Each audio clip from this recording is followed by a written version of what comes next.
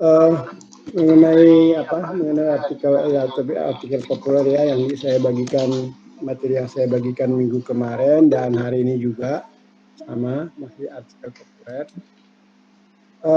Tidak, saya kira tidak terlalu perlu penjelasan karena ketika menjelaskan artikel secara keseluruhan, opini non redaksi dan menjelaskan kolom juga saya sudah jelaskan perbedaannya ya. Kalau artikel kolom itu artikel yang berkaitan dengan pemberitaan, berkaitan dengan aktualitas peristiwa yang punya dampak luas terhadap masyarakat, ya, dan biasanya topik-topik yang agak lebih serius tentunya. Nah, yang menulis kolom kan biasanya memang para ahli ya. Kalau tentang ekonomi, ahli ekonomi, tentang pendidikan, memang ahli pendidikan gitu. Nah, sama seperti kalau tajuk, yang menulis tajuk ya tentu Pemret, Wapemret, itu semacam itu. Nah, kalau artikel ini, artikel populer ini adalah sama dengan kolom sebenarnya. Cuman dalam materi yang berbeda. Jadi kalau kolom berkaitan dengan hal yang menjadi pemberitaan, hal-hal yang penting. Kalau artikel kolom mengenai apa saja, gitu, mengenai hal-hal kesehatan, kehidupan rumah tangga, kehidupan remaja, hobi, lifestyle, soal tren, soal musik, pokoknya segala sisi kehidupan yang ditulis seperti kolom juga, ada dasarnya ini tentang apa, lalu kemudian mungkin ada pembahasannya, ada literasinya juga kadang-kadang, tapi kemudian itu pada akhirnya nanti di sana ada unsur opini, ada unsur pendapat atau prinsip dari penulisnya gitu. Jadi tidak selalu sepenuhnya dia pendapat, opini nggak harus, tapi nanti kesimpulannya kan harus ada penekanan. Contohnya saya nggak tahu apa pernah saya kasih contoh di kelas ini, misalnya kita mau menulis artikel populer tentang remaja. Nah, kehidupan remaja kan banyak, bisa tentang bagaimana berhasil di sekolah ya, tentang pendidikan ya, bagaimana tentang pendidikan, hubungan dengan guru, hubungan dengan teman, pengaruh teman, banyak. Mengenai pacar juga banyak, topik-topiknya banyak, persoalan banyak, ada 100 orang, ada 100 pengalaman gitu. Lalu kemudian mengenai apa lagi, mengenai hubungan dengan orang tua gitu. Nah, taruhlah misalnya mengenai pacaran ya. Pacaran itu apa ini? Macam-macam soal urusan pacaran ini. Misalnya soal alasan memilih pacar gitu. Yang pertama biasanya kan tampang ya. Pasti adalah sesuatu yang menarik gitu ya dari seseorang ya. Biar perempuan adalah cantik itu tentu relatif. Ya kita tidak tertarik dengan cowok yang itu, tapi orang lain kan tertarik dengan dia gitu. Ada sesuatu yang lain. Soalnya penampilan yang pertama. Yang kedua tentu ya entah mana yang paling penting ya bagi orang bersangkutan. Yang kedua biasanya sikap ya, perilaku, kayaknya ada perhatian, kayaknya ada orangnya baik gitu ya. Jangan ada orang yang secara umum orang sebel gitu ya. Misalnya agak tengil atau apa gitu, agak bad boy gitu. Tapi bisa jadi juga si bad boy ini juga yang secara umum dilihat orang kepada cewek tertentu dia baik, menarik bagi cewek tertentu gitu ya, bisa jadi gitu. Relatif, ada perhatian, ada sesuatu yang dianggap ya sikap terhadap kita sendiri membuat kita tertarik gitu. Terus apa lagi, materi, jangan ingkar, kadang-kadang materi penampilan, sikap atau perhatian, materi juga itu real, nggak tahulah kalau kita, tapi kayak di kota sana misalnya orang naik mobil sport atau apa, atau mungkin kalau tingkat-tingkat agak lebih ke daerah naik motor ninja yang boncengannya nungging, itu juga sesuatu yang keren amat mungkin barangkali, siapa tahu mendambakan dia dibonceng oleh cowok yang uh, boncengannya tinggi dan nungging gitu, harus rebah kalau duduk di boncengan, ya kita nggak tahu. Banyak orang yang mendambakan itu. Satu materi. Lalu kemudian yang umum juga tentunya agama. Kadang-kadang agama di depan loh, gitu ya. Agama gitu. Cakep, tapi agamanya apa ya dia gitu. Ya bisa jadi agama. Terus apa lagi? Kira-kira apa lagi? Penampilan, materi, agama, perhatian, apalagi. Nah itu kan udah masuk pembahasan ya. Banyak faktor yang membuat orang pacaran misalnya gitu. Itu pada nanti apa kira-kira kesimpulannya? Ya mungkin menyarankan bahwa semua itu sah aja, tapi ada baiknya kita bersandar terutama pada faktor-faktor baik dulu gitu ya. Itu udah opini kan. Sebenarnya meskipun secara umum bahwa opini yang faktor umum yang baik itu apa? Yang paling utama mungkin agama, sama perilaku ya, sama sikap gitu. Itu dah yang menggiring ke situ juga sebenarnya dasarnya udah ada. Kita menggiring opini begitu. Boleh aja kita melihat gantengnya, tapi kita benar-benar jangan lupa kalau dia ganteng, kemungkinan yang naksir dia juga banyak sekali. Kalau dia cakep, kemungkinan yang naksir dia juga banyak sekali. Jadi ya itu banyak kerugian juga. Ya begitulah opini itu. Jadi sebenarnya materinya mungkin sudah ada, kita tinggal merumuskan, lalu kemudian di sana ada unsur opini. Seperti ya banyak sekali, misalnya berdekatan dengan itu, pacaran ngapain? Berarti udah pacaran nih. Pacaran ngapain aja? Pacaran kemana dan ngapain gitu? Ya mungkin yang pertama ya kalau anak sekolah, belajar bareng ya, itu lumrah belajar bareng. Terus nonton, itu pasti nonton biasanya, itulah pacaran. Terus nonton itu berdekatan dengan jajan ya. Ada juga yang nggak nonton tapi kan jajan bakso gitu ya. Kita itu beli itu yuk, beli cilok yuk, ya apa gitu. Terus olahraga ada, yang olahraga bareng ada, nonton, jajan, olahraga bareng.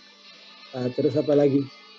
Kalau yang agak serius biasanya ada juga yang mau ngajak ke tempat keluarganya, main ke rumah tante aku yuk gitu. Kalau itu yang kayak serius biasanya, itu yang serius, dia udah memperkenalkan ke keluarganya berarti serius main keluarga. Tapi ada juga di luar itu, apalagi main di tempat kos gitu.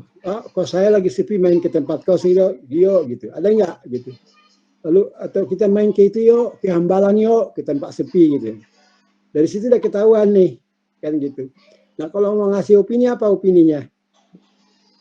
Ya semua sah aja, orang juga perlu olahraga, orang juga perlu tempat sepi, tapi bagaimanapun kita harus mestinya menghindari hal yang berbahaya, apa yang tidak baik buat kita, atau menghindari setan lewat, atau menghindari gibah orang. Kalau kita kalau misalnya cewek main di kesan cowok, sebaliknya juga cowok main di kesan cewek, kan dia juga harus menjaga ceweknya dong. Gitu. Kayak gitu. Jadi kesimpulannya apa nanti kira-kira? Banyak kegiatan yang bisa dilakukan saat pacaran, tapi ada hal-hal yang mestinya kita lakukan yang lebih mendorong kita lebih maju, lebih misalnya kayak belajar bareng, kayak olahraga biar lebih sehat gitu. Tapi ya perlu juga menghindari hal-hal yang membuat kita terseret pada suasana yang tidak kita kehendaki. Ya bukan hal yang bukan hal yang aneh kan sebenarnya juga. Di zaman itu juga sebenarnya hal-hal hubungan laki suami istri juga tidak seketat dulu lagi gitu. Tapi kan kalau nulis artikel kita tetap seperti itu. Oke, itu contohnya. Jadi saya kira sudah cukup paham sebenarnya. Sangat banyak jenis artikel, terutama di majalah ya, karena majalah itu kan tersementasi ya. Ada majalah wanita juga macam-macam, ada tabloid wanita, ada majalah pria, ada majalah hobi juga banyak sekali hobi olahraga, majalahnya orang golf juga banyak, majalah olahraga. Jadi majalah keterampilan ada, majalah masakan ada, itu. Nah, kita artikel sekitar masakan biasanya membahas sekitar bahan makanan, materi ya, Kalau di sekitar kesehatan juga sangat banyak. Nah, tapi yang jelas di sana kalau artikel itu adalah sesuatu yang ya mungkin ilmu pengetahuannya ada, diambil dari referensi, dari pengetahuan sebagai bahan penjabaran, penganalisaannya, nanti pada akhirnya dia harus mengandung opini. Ada kesimpulan, ada sesuatu lah yang disarankan gitu. Ya mau menyebut saran atau gagasan yang nggak apa-apa, sama aja gitu. Itu intinya sebenarnya, dan bisa jadi juga sangat berulang. Kalau di majalah remaja memang begitu. Tahun kemarin ada turun artikel tentang rasa sirik gitu ya, sesama teman. Mungkin tahun depan juga ada turun, tapi ditulis orang yang berbeda dengan gaya bahasa berbeda dan juga gitu. Jadi contoh yang diberikan orang dulu siriknya begini, yang diberikan kawan kita yang sekarang siriknya begini. Dan sering kalau artikel populer membuat contoh. Kadang contohnya dari peristiwa juga nggak apa-apa sebenarnya. Kalau misalnya kalau membicarakan misalnya rasa frustasi, rasa tabah menghadapi hidup frustasi, mungkin kita memberi contoh artis yang kaya raya di Jepang atau di Korea yang banyak yang sering bunuh diri gitu. Kenapa ya kira-kira ya? Katanya banyak tapi bunuh diri ya. Jadi ada contoh gitu loh untuk bahan membahas saja. Nah, ya mestinya kita tahu dong kenapa dia bunuh diri. Seperti saya bilang, kalau udah artis di Jepang, dia mereka menguasai dunia ya. Termasuk saudara-saudara juga mungkin penggemar drakor dan segala macam, tapi mereka sangat hidup dari disiplin ilmu itu sendiri, yang apa ilmu tentang musik atau apa itu sendiri nggak tahu lama. Itu yang saya bilang anggota apa yang dari Jepang atau Korea, Blackpink itu mereka latihan 8 jam sehari meskipun tidak ada pementasan. Bayangkanlah, jadi tidak ada kehidupan pribadi mereka. Kalau kita mungkin disuruh kuliah aja 1,5 jam aja udah bosan gitu. Mereka tiap hari harus berlatih. Yang kalian lihat cowok-cowok cantik menari itu yang boy band itu, mereka itu melatih setiap hari kayak orang bekerja. Jadi mereka kadang-kadang mereka nggak punya waktu buat pacaran. Seperti anggota Blackpink itu, dia bapaknya nggak ada, dia hidup sama ibunya guru, mereka miskin di tempat kecil gitu. Nah sesudah dia jadi anggota Blackpink itu, dia tentu dia kaya raya, tapi dari umur 14 tahun sampai umur 22 tahun dia nyaris tak punya kehidupan pribadi lagi. Dia bisa bertemu ibunya, bisa pulang ke tempat ibunya pada waktu yang sudah mendapat izin gitu ya, kayak gitu. Nah itu ya kalau kita membahas bagaimana, ya itu bisa juga menjadi bahan juga membahas bagaimana orang determinasi ya, bahwa sebenarnya sukses yang didapat orang itu tidak hadir begitu aja, sama dengan pemain-pemain bola. Orang kita barangkali kalau sudah punya uang 100 miliar, barangkali udah sombongnya setengah mati, nggak mau kerja lagi, udah aneh-aneh kelakuannya barangkali. Tapi lihatlah para pemain bola, yang kekayaannya mungkin bisa membeli apa gitu, orang satu minggu dia berapa miliar ya, satu minggu berapa miliar gajinya. Tapi mereka tidak bisa malas, mereka harus tetap latihan. Kalau dikasih jadwal dari pelatihnya itu, dia harus nge-gym malam jam sekian 2 jam dengan alat ini, ya dia dilakukan. Kalau enggak nanti akan kelihatan di pertandingan dia tidak bermain bagus. Kalau dia dilarang makan makanan ini, dia tidak akan makan. Dia akan kelihatan nanti di lapangan. Nah, di antara itu mungkin saudara dengar beritanya juga bahwa di antara mereka ada yang bandel, ada juga yang dugem, mabok gitu kan, pemain bola itu. Allah Akbar, tahu ya, aja sih kadang-kadang karena kalau dia pemain penting dan terkenal, selama dia main bagus kadang-kadang nggak berhak juga, tapi lama-lama kelihatan tinggi. Dan banyak pemain yang melejit waktu muda, kemudian tiba-tiba hilang, hancur karena begitu, tidak bisa mengendalikan uangnya, tidak bisa mengendalikan sikapnya, dan menurun langsung, padahal masih muda banget.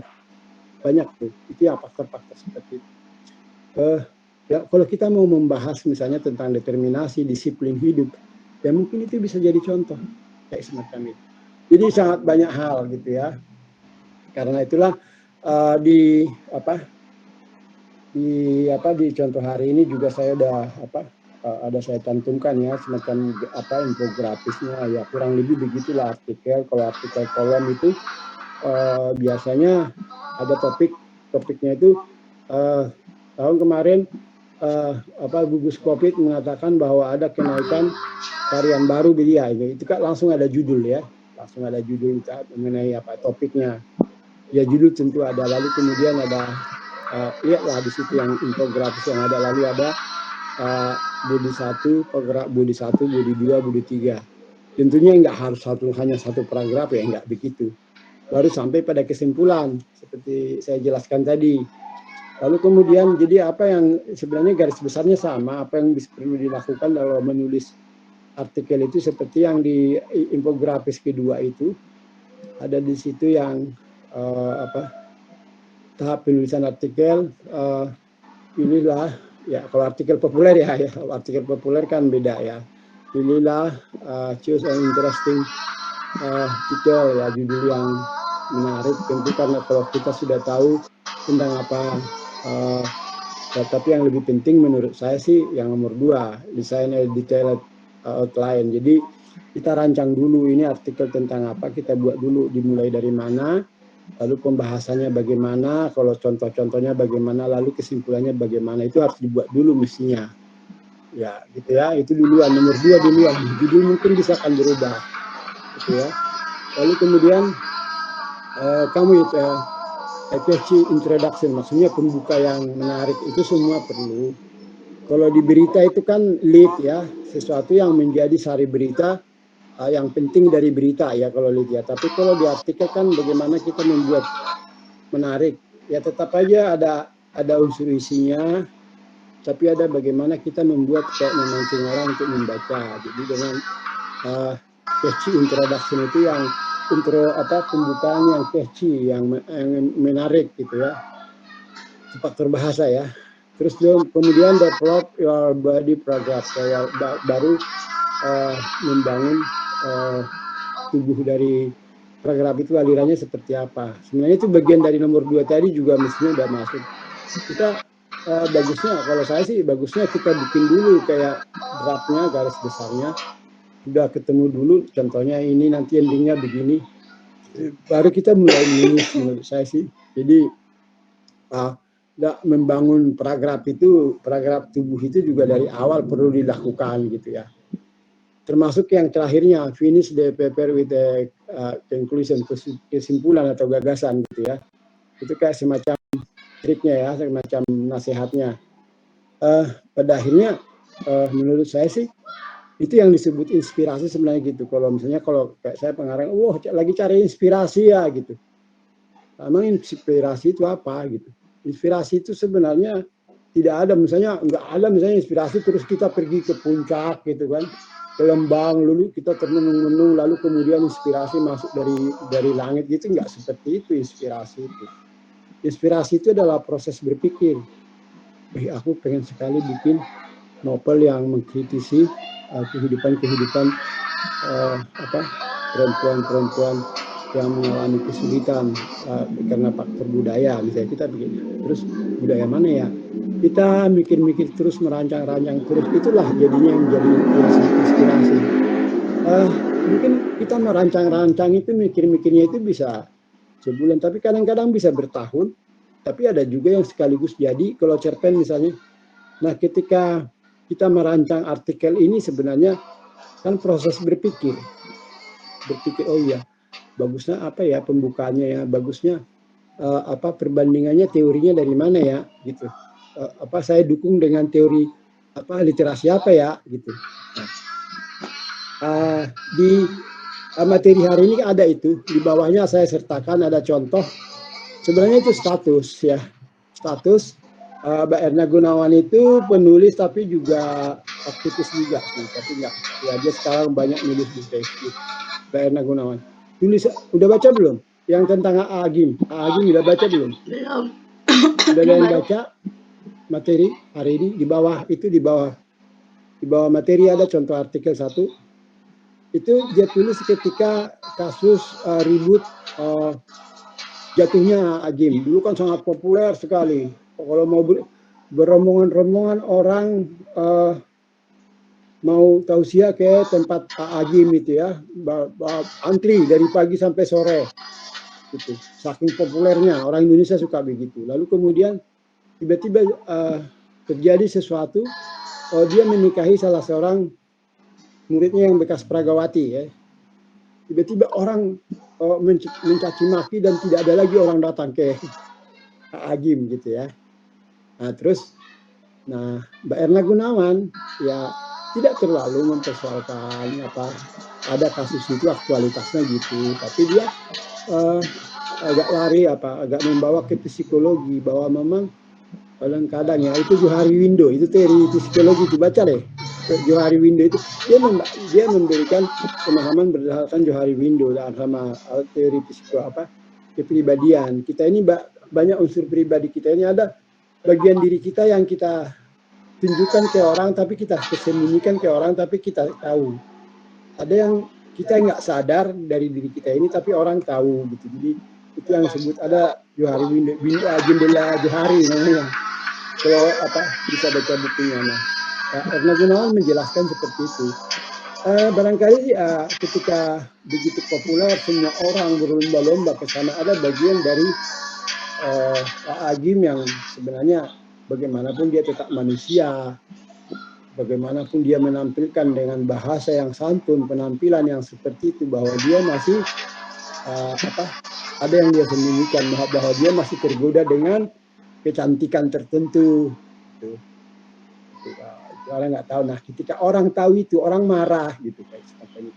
Artinya, Mbak Erna Gunawan sebenarnya menulis status sama sekali, tapi sudah masuk kriteria artikel, jadinya artikel populer karena dia memasukkan analisa-analisa psikologi itu. Ya, jadi sebenarnya dasarnya mungkin contoh pijakannya peristiwa Agim yang tentu bukan berita ini juga, bukan berita yang berkaitan dengan ini juga, tapi sebagai jembatan untuk menjelaskan karena orang lain juga kita semua juga akan punya unsur seperti itu. Ada bagian yang kita sembunyikan, ada kelemahan kita yang mungkin kita berusaha setengah mati agar orang tidak tahu. Sementara